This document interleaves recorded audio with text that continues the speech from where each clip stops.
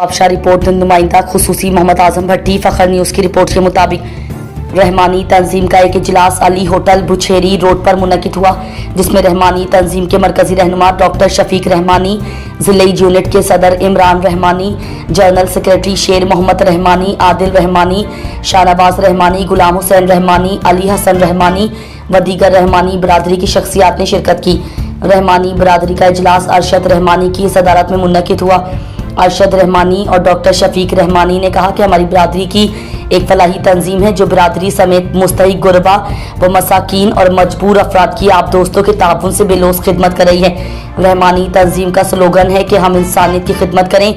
अल्हम्दुलिल्लाह आज रहमानी बरादरी के फलाही कामों की वजह से रहमानी तंजीम को पाकिस्तान की छठी तंजीम का दर्जा हासिल है।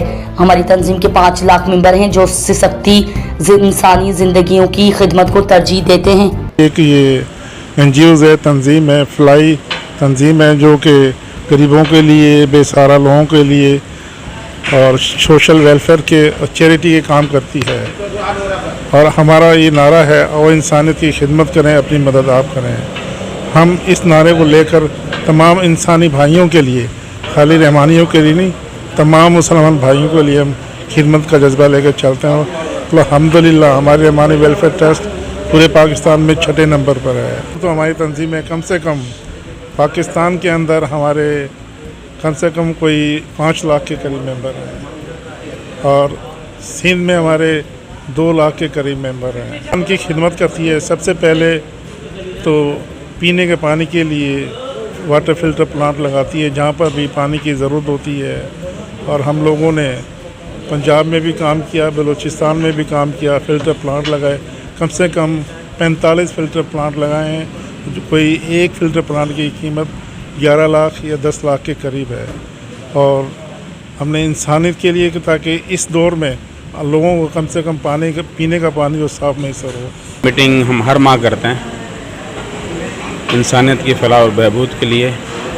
आज भी हम इसलिए बैठे हुए हैं कि जो हमारा सिलाई सेंटर चल रहा है उसमें कितना मतलब प्रोग्रेस आई है, उसको आगे बढ़ाना है नहीं बढ़ाना है, इस हिसाब से ये मीटिंग करी है। कि मेम्बरान है वो सब अपना अपना चंदा देते हैं। हमें ना कोई सरकारी तरफ से कोई पैसे मिलते हैं, बस ये हमारे 28 मेम्बरान हैं जो भी जिसके पास जो इतनी तौफीक है वो चंदा देते हैं। अपनी मदद आपके तहत इंसानियत की खिदमत करना, तो इसीलिए हम यहाँ हमारे अपने बिरादरी के ही साथी हैं सारे, तो रहमानी के नाम से, रहमानी बिरादरी के नाम से एक वेलफेयर ट्रस्ट बनी हुई है।